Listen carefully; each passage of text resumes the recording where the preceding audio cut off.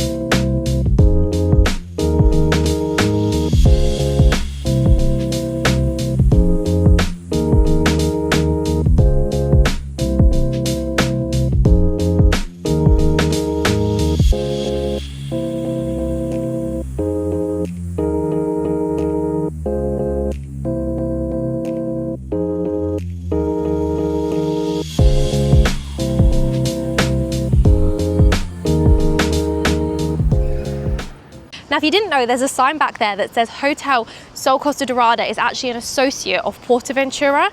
The hotel is super close to the park, so I'm going to show you how you get there so you can see the distance. And I'm not sure if you can see up there, but you can literally see Red Force from outside the hotel, so it is very close. Now, all you have to do is come out of the hotel,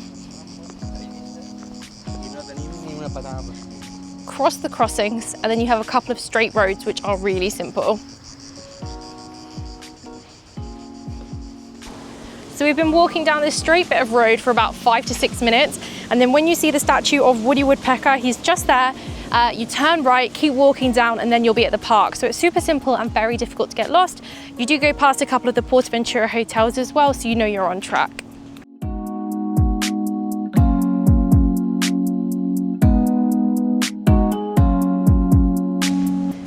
And then if you keep going straight, you will arrive at PortAventura. I'd say it takes about 15 minutes to get there from the hotel, so that is super, super close. So I thought I would come and sit out here on the balcony and talk through some of the pros and cons of this hotel. I've made a list on my phone, so if you see me looking down, that is what I'm referring to. I want it to be totally transparent and honest, and then hopefully this will give you a really good overview if you're thinking of staying here. So overall, this is a really lovely hotel. We've had a really nice stay, but there is definitely some cons along with those pros, so let's run through them together. Okay, so let's be positive and start off with those pros. So pro number one is that the staff have been really friendly. Every single person we've encountered here has been really kind and welcoming, which is always really nice to see. The second pro is that the rooms are really clean, and it's a really clean hotel overall. The rooms are a bit dated, they're not the most modern, but everything has been clean and in top shape, which is always good to see. The next pro is that the reception itself is actually very modern. It's a really lovely space. I do wish the rooms kind of lived up to that style a little bit more, but it is a lovely reception. Another one, and this is actually a really big one for me, is the aircon has been fantastic. It's been so cold. I get really hot. Aircon is really important to me, and I've stayed at Spanish hotels before where it honestly feels like it's doing the bare minimum. The AC here is so good. So yeah, that is a really important one for me. And I would say another pro as well is that the hotel is in a really good location. So it's about 15 minutes into town, and it's about 15 to 20 minutes into PortAventura. It's kind of bang in the middle. So it's a really nice location, especially if you're kind of doing town and the parks. And I do think it's probably one of the closest hotels you could get to PortAventura if you're not staying at an actual PortAventura hotel. Now we're going to talk through the cons. So the biggest con for me has definitely been the food. Unfortunately, I do think the selection here is quite small and it is very limited. So for example, they only do pancakes at breakfast every other day. Or as you know, at most Spanish hotels, pancakes are kind of like a staple. And I definitely have struggled with the food a little bit. We were on half board and we have ended up going out for dinner elsewhere just because we were really struggling with the food.